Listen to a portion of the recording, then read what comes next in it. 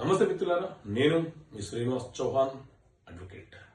So మిత్రులారా, ఈ book చట్టపరమైన సమస్యలకు పరిష్కారాలు అనే ఈ పుస్తకం మీకు అర్థమయ్యే పరిభాషల్లో అనువాదము సంకలనం చేస్తూ మీ ముందుకు తీసుకొచ్చాను. సో ఈ పుస్తకం ఎందుకు కొనాలి, ఈ పుస్తకంలో ఎలాంటి అంశాలను ప్రస్తావించాను అనే దానికోసం ఈ వీడియో. ఇందులో ఉన్నటువంటి ఒక అంశం ఏంటి అని అంటే,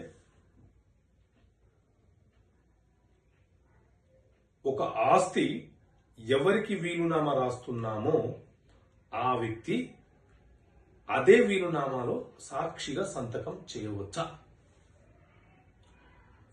ఇది ప్రశ్న.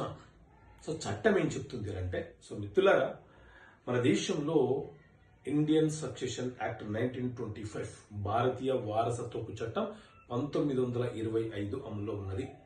ఈ చట్టంలో వీలునామా అనే అంశాన్ని చాలా స్పష్టంగా పేర్కొనడం జరిగింది.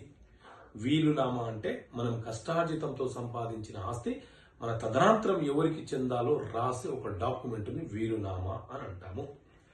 సో ఈ వీలునామాలోని సెక్షన్ 67 ప్రకారంగా మనము మన ఆస్తి మన తదనంతరము ఎవరికి చెందాలో రాస్తున్నామో, అంటే వారి పేర్లను మెన్షన్ చేస్తూ రాస్తున్నామో, ఆ వ్యక్తి ఆ వీలునామాలో సాక్షిగా ధృవీకరణ చేస్తూ సంతకం చెయ్యరాదు.